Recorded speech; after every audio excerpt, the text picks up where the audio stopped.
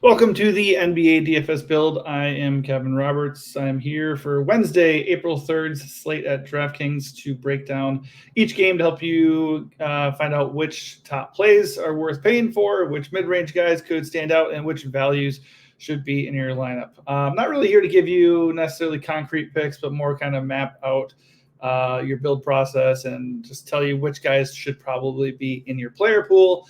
And if there are guys that absolutely stand out and I feel are core plays, I will absolutely say that. There's a lot to go over, and I'm going to try to keep it at 20 minutes for this video. But if I help you out, please give this video a like and also consider subscribing to the channel. This video is sponsored by DFS Hero, really cool lineup optimizer to help you get a GPP takedown. A lot of cool features to try, and you can test it out with a discount here, 15% off if you hit our link in the video description. All right, let's get right to it. We got Blazers and Hornets, first game of the night, 212.5 total, 1 point spread, a lot of injuries to monitor in this game. Obviously, Portland continues to be very shorthanded. Anthony Simons, Malcolm Brogdon, both out. Jeremy Grant, doubtful, so he's basically out. Matisse Thybulle, Kamara, out. So, I mean, they are super shorthanded. Shadon Sharp continues to be out. So you're looking at DeAndre Ayton, Scoot Henderson, and Delano Banton as your top plays for this offense. Obviously, the Hornets are a lot slower than they used to be, but they're not a strong defensive team.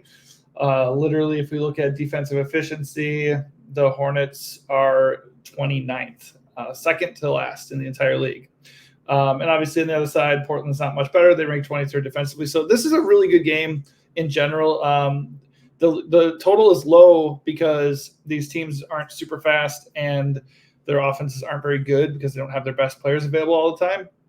But as far as defenses go, there's little resistance to be had here. So I actually like this game quite a bit. It's just going to depend on who exactly is in and just how guys fall in line as far as prioritizing. So up top, DeAndre Ayton at 7.6. He looks totally fine. I like DeAndre Ayton just fine. The Hornets are really, really good matchup on the inside. They rank 30th against centers. He has a really nice projection at 42 fantasy points with a 33% boom rating at DFS Hero. So everything looks good for DeAndre Ayton. The only problem is at his price point at 7.6K. Is he completely necessary on this slate? Maybe not. He's coming in with 21% ownership. So when somebody like DeAndre Ayton is going to be like really chalky, that's a little cause for pause for me personally. He is a good play, but I'm looking at other big names here. Like I would probably drop down to Jalen Duren at center, or I would go up to Anthony Davis. So I don't know if he's a priority, but he does look good. I think my favorite play for Portland is Banton. He's been absolutely wrecking. He comes in with the second best projection for the Blazers. This is obviously not a bad matchup. He has been getting a lot of minutes with them down guards. I mean, in 3 of his last 4 games, this dude has put up 51 fantasy points or more. That's disgusting. He is on fire. He has just a monstrous role. He is scoring at will. He's even getting rebounds and steals and assists. So is he a superstar? Probably not, but it's a good matchup. He's still a good price for the role he has, so I like him a lot. I won't call him a core play at 6.9K, but I do like that he's only 13% owned right now, so I like him quite a bit. Scoot Henderson also looks really good at 6.8K. He also has significant usage given all the injuries. If he can freaking not foul everyone he sees, he would be a good play. It's a good matchup, just like for Banton. And I mean, he's been solid when he's on the floor. I mean, he's getting minutes when he's not handsy. I mean, last game he did have 35 minutes, even with 5 fouls. 2 games before that, he had 4 fouls and 32 minutes. So they still want to get him out there. He's a talented rookie that needs to get out there to learn the game and get more comfortable and all that. So they are going to try to work their way around the foul issue. So he's definitely in play. I just am much more likely to go to Banton because I'm not worried about the fouls quite as much. As far as value, I mean, Ryan Rupert, Chris Murray, Jabari Walker all look totally fine. I think Jabari is probably the best play as far as like floor and ceiling goes. Let's see, how did he do last game? I mean, he played a ton, 40 minutes, 34 minutes to the game before that. He had 37 fantasy points in his last game. He is the best play there. Next up would be Chris Murray. and then Rupert because he really just doesn't do anything. But all these Blazers guys are in play. This is a much better game environment than it's being advertised, and if they're going to be low owned, they're going to be interesting. Rupert, his draw is minutes and price. He's going to play 30-plus minutes, and he's 4K, so he's carrying 17% ownership. I mean, if he's going to be owned, that's a big F that. Like, I'm off of Rupert if he's going to be owned. I would just pay $600 more for what looks like a pretty unowned Chris Murray. So, moral of the story, Blazers look good. I like Blazers, and the famous last words to be sure. On the other side are the Hornets. A lot of injuries to monitor here. We know that Micic is out, which solidifies the minutes for Trey Mann, and Brandon Miller and Miles Bridges are both questionable. If either of those guys are out, Mann just looks solidified as a really, really good play. He already looks good projection-wise with 29 fantasy points coming into this game. He is going to be chalky. I don't really care that much. Portland's a great matchup, 30th against guards. So there's just really no reason to shy away from him. The only reason you would is if Micic was in, and you know he'd be splitting those point guard minutes to some degree. But I think we can feel pretty good about him here. If Bridges is in, he looks awesome at 8.1K. I like him a lot. Good projection, 23% boom rating, good matchup. So that's just going to be kind of like the DeAndre Ayton kind of thing. I mean, DeAndre Ayton is cheaper and projects better. So in theory, you would want to go DeAndre Ayton there. But Miles Bridges currently is coming in at like half the ownership. So if you ask me, I kind of would go Bridges there. Brandon Miller is just fine at 6.8K, but I'd very much rather eat that value chalk with Trey Mann or go get Miles Bridges. Grant Williams is also questionable, so just keep an eye out as far as who starts for the Hornets. Bertans, Poku, these guys are, even Nick Richards at 5K flat. All these dudes are going to be, well, Nick Richards especially of that group would stand out just because Mark Williams is forever dead. But his minutes have been kind of wonky. So those guys are major secondary plays for me. I would definitely start it off with Trey Mann. And then if Miles Bridges is in, he is definitely an interesting pivot away from a chalkier Ayton. All right, next up, easily a candidate for game of the night, Lakers at Wizards. Lakers had an easy win yesterday, so their studs did not play the full game. So they're a lot less likely to rest than they normally would be on the second leg of a back-to-back set. They're 12.5-point favorites, which I'm gleaning means they're playing. This one's just pretty easy. Anthony Davis looks absolutely awesome. This game has a 234 total. The Wizards are 26th against big men. He scored 73 fantasy points the last time he faced them. I mean, there's just nothing that looks bad here. Obviously, LeBron looks really good too. The ownership is pretty even. The projection is pretty even. The price is pretty similar. So I'm just going Brow because he's got the better ceiling and he's the better fantasy points per minute guy. D'Lo and Austin Reeves, their prices have come up. Austin Reeves at 7.8K for me is priced out unless LeBron or Brow sit. D'Lo, I think, is still viable at 7.5, but he's getting a little bit up there too. I think for those two dudes, I would need Brow and or LeBron to be out for me to seriously consider them. Rui also 6.4K. His price is coming up a little bit too much for me. So it's mostly Brow or LeBron for me today, and I would probably be like 90-10 going on Brow. Unless like we find out ownership is just totally tilted and it's like 40% ownership for Davis and LeBron's going completely overlooked, then we can look to King James. On the other side, for the Wizards, Denny Avdia coming in at 7.8K with a 41-point fantasy projection. He looks good, but I don't really love the price. I think we do need to keep an eye on Kyle Kuzma. The projections currently, are making it look like he's out. He did miss yesterday. I have not seen any official word, whether he's playing or not. And then for the Wizards, you obviously have Tyus Jones.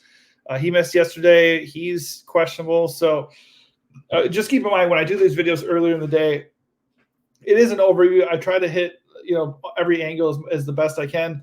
The reality is I don't know yet if Kuz and Tyus Jones are in. There's also injury news for Marvin Bagley, who exited last night, and Rashawn Holmes, who missed yesterday and could be out. So Denny is fine. Really good projection, fine spot, 24% boom rating. I just don't really love the price. So I don't know if I'll get there. Jordan Poole, his price has come up to 7.3K. He's going to be super owned if Kuz and Tyus remain out. If either one of those guys come back, I think 7.3 is a little bit steep, especially if he's going to be chalky. But they're fine plays. There's nothing wrong with them at all. I just think the price points are getting a little bit out of control. If Kuz and Tice remain out, those guys are absolutely in play though. Kispert at 5.9, still not priced out of consideration. He will need Kuz to be out for sure for me to be super into that. Then you start getting into the dark territory here. Anthony Gill, Tristan Vukovic, Jared Butler. These dudes are not reliable, but Jared Butler especially, he would be third in the pecking order there. But if Rashawn Holmes and Marvin Bagley and Kuzma, all three of those guys need to be out. If those dudes are out, Vukovic played 31 minutes last night with Bagley exiting, and Gill played 39. So if those dudes are out, Gill and Vukovic at 3.4K and 3K flat are absolutely in play. I don't know if I'd play them together, but here's the funny thing. Gill right now is carrying almost 27% ownership, and Vukovic is at 12. So if that sticks, I'm definitely not playing Anthony Gill. Vukovic's the more talented player. I'm definitely playing Vukovic over Anthony Gill. Honestly, ownership be damned. I think that might be my approach regardless. He has a far better boom rating. And I feel like if it comes to the point where they're resting somebody, I think they would rest Gill first. But yeah, you just got to monitor the injury news there and make those adjustments. Pistons and Hawks could be a really, really good game. Not really sure why Atlanta is an 11.5 point favorite. I guess the Pistons are bad, and the game is in Atlanta. So there's that. Also worth noting, Cade Cunningham is questionable. So that could play into it. Maybe the spread is telling us Cade just isn't going to play. If he does play, I love Cade Cunningham. 8.6K is just about right. 41-point fantasy projection. The Hawks play really fast and don't defend. The Pistons play fast and don't defend. This game is a smash spot as far as game environment goes. The only thing to deter us whatsoever would be the spread. And I'm not really that worried about that. If Cade is in, I love him. Jalen Duren looks good at 7.2. If Cade is out, Jaden Ivey is a smash at 6.1K. I think he's a totally fine play even if Cade is in. And Marcus Sasser, if Cade is out and Sasser is in, he's also questionable. Then at 4.9, he looks like a pretty good value. I don't think I'd really go out of my way for anybody else. I mean, Matthew's getting minutes at 4.3K. That's fine. And then I would just, you can look at whoever else ends up being in the starting lineup if indeed Cunningham and Sasser end up being out. On the other side, DeJounte Murray looks good per usual. I don't really need to do a big sales pitch for him. Boggy is fine at 6.9, but a little bit priced for me, especially with Jalen Johnson back. Not really looking at anybody else here. I guess, let's see, is Kongu back for the Hawks? Kongu and Trey, obviously Trey Young's out, but Kongu remains out. So I guess Bruno Fernando at 4.1K off the bench. He's getting 20-plus minutes. So, yeah, he's a totally fine value at 4.1. I'm okay with that. Crutchy, yeah, the second I get off Crutchy, 30 fantasy points. That's a big bowl of bullshit right there. If he starts, then fine. But with Jalen Johnson back, I just don't think I want anybody except for DeJounte here. I think the other guys are totally fine just because the game environment is pretty underrated and they're not very owned. Like Clint Capella at 6.3K, that looks pretty good, especially with the Kongu still out. But it's probably just DeJounte or bust for me when it comes to the Hawks. Thunder are visiting the Celtics. Thunder are 9-point dogs, which, I mean, OKC is pretty good, and Boston's obviously very good, and especially very good at home. But a 9-point spread tells me either SGA or Jalen, or maybe both, are not going to play in this game. If SGA is in, he's just okay. Same with Jalen. Boston's just not a fun team to target guys against. They're like top 5 against every position. And, they blow teams out a lot, and they just don't give up a lot of production. So I'm not looking that way at all, really. If SGA is out, you can definitely flirt with the idea of Josh Giddey again. He busted yesterday, and his price has come up to 7.2. So 7.2 Josh Giddey with Drew Holiday all over him. Not really excited about that, so I'm not going to go out of my way. Chet Holmgren, it's not a good matchup for him down low. I think they're totally fine as far as like usage and ceiling goes in this spot, but the point spread and the matchup make me not want to play OKC at all. On the other side, it's not like the Thunder are a very good draw either. Jaylen Brown is questionable. That would open up usage for Porzingis, Derek White, and obviously Jason Tatum up top. So those guys would all be, totally fine. It's just not the best spot, and I just would need more there for Boston to feel like really amazing about anybody there. If Jalen's out, I think you can look to like Peyton Pritchard off the bench at 4.8K for some value, but that's about it for Boston. I think this game is a full fade for me. All right, next up we got Pacers and Nets in Brooklyn. The Pacers are 7-point favorites. I don't know if Miles Turner is going to be available for this. He was getting his hand looked at yesterday, so he's questionable for this game. If he's out, then we can look at Jalen Smith or Isaiah Jackson. Basically, whoever ends up starting at the 5 for the Pacers, I would love. They're both cheap enough. I hope it'd be Isaiah Jackson just because he's the better permanent guy. Actually, let me double check that. Pretty sure it's true. Well, not actually on the year, but historically he is. So either way, whoever starts there at the 5 would look good. Even Miles Turner himself at 6.4K against the Nets. That looks pretty good to me. Siakam's okay. Halliburton's okay. I just don't think they're priorities here. And Aaron Nesmith, whatever. I'm just not – it's actually a good spot, a good 230.5 total. The spread's not egregious. The Nets aren't a bad matchup. I think if you get the Pacers, it's totally fine. They're just not like major priorities. On the other side, Cam Thomas keeps wrecking. Let's see. How's it been doing lately? Well, he didn't wreck last game against the Pacers when they got blown out, but he's had 44-plus fantasy points in the previous 3 games. Obviously, he's got a massive role, 22% boom rating. The Pacers rank 25th against shooting guards, so he looks fine. His price has come up to 7.7K, so I'm not in love with it. I think the guy that really stands out for me here would be Claxton, just because the Pacers are terrible down low. We'll see how we did last time against them. 21 fantasy points in 26 minutes. So if that game doesn't blow out, he probably gets a double-double and gets there for us. But I think at 6'8", he's not an absolute must, but he does look good. Dennis Schroeder at 6.3 is totally fine. Trendon Watford looks like a decent value at 4.4K, but I'm just not forcing Nets into my lineup. Grizzlies and Bucks, this game looks ugly. On the Memphis side, Jaren Jackson's always in play at 8.1K.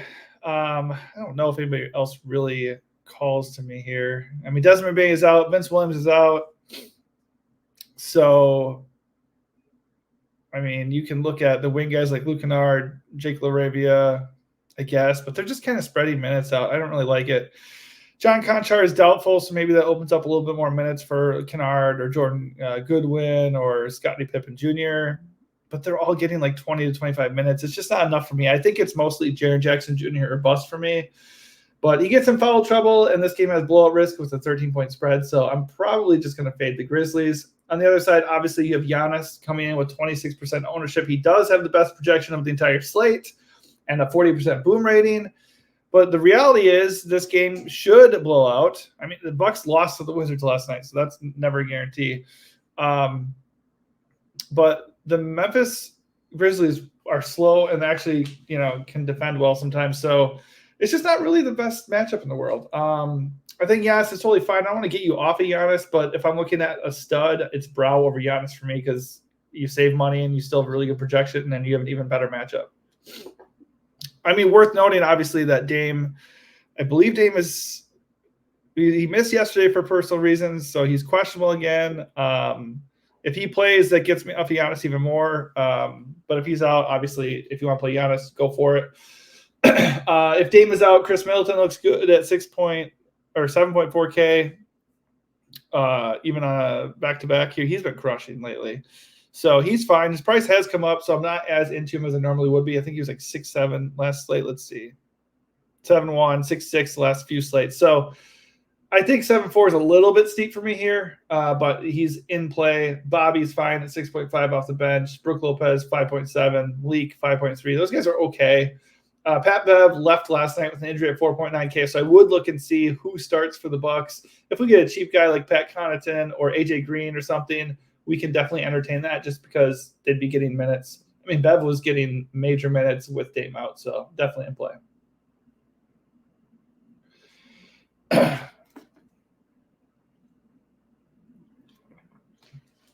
Raptors and Timberwolves, biggest spread of the night. Raptors are 16-point road dogs as expected, 215 total. Not an appealing game whatsoever. Emmanuel Quickly and RJ Barrett made the returns last night. But let's see. Actually, let's check how limited they were. 27 minutes for Quickly, 26 minutes for Barrett. So Will they even play on the second leg of a back-to-back after being limited? I don't know. The matchup is not good, and their prices are not fair. 8.4K and 7.7K. I mean, they are priced appropriately for their roles, but the matchup stinks. So I just don't see anything for the Raptors that I like. It's really not a good spot. On the other side, for the Wolves, it's the same as usual. Anthony Edwards looks good at 9.4. Rudy at 7.7 looks good. These guys have good projections and a really good matchup. So blowout risk aside, they look good. Let's check Naz Reid's minutes real quick because he's been starting. I mean, he's been getting safe minutes, man, 31, 33, 31, 34. So we can trust Naz at 6.7. He's actually a pretty good play. Not a core play, not a must by any means, but a lot better play than I thought going into the slate. But yeah, probably does it for me for Minnesota. This game in general is not one I'm really trying to get to. And last game of the night, ditto. The Magic and Pels. These are two slow teams, two defensive-minded teams. It's got a 208 total, lowest total of the night. It does have a 4-point spread, so we can expect a pretty close game, but nothing is appealing here. Banchero was the top projected Magic player. Doesn't even crack 40 fantasy points. Jonathan Isaac is a pretty good value, I guess, at 4.4K. Let's see his minutes lately. They've actually ticked back down, so I changed my mind on that. I'm not really super excited about that. Orlando as a whole is healthy for this game, so unless that changes, I just don't see any reason to get to them. On the other side, I mean, Zion Williamson has been crushing with Brandon Ingram out. This just is not the game to prioritize him. The Magic rank, let's see here, 4th against big men. So it's just not a good spot. He does project well. He's an okay price at 8.9K, and Brandon Ingram still is out. So you can play him. You can play CJ McCollum at 8K. The usage is there for these guys to get it done. They just don't have very appealing boom ratings. Their projections aren't through the roof, and the matchup sucks. So not really forcing my way there. I mean, the only guy that really stands out would be maybe Herbert Jones at 5.7K. Pretty good price for a guy that's going to push for 35-plus minutes or so. So that'd be the only one I'm looking at. But yeah, that does it for me for this game-by-game breakdown. Hopefully it helps you out. Hopefully, maybe a few games to avoid and a few games to potentially stack up, and then also some priority plays and some values that stand out for the slate. Obviously, things can change. It's 10:30 Central for me right now. So keep that in mind, and also monitor starting lineups and all their news before making your final calls. Thanks for watching, and good luck.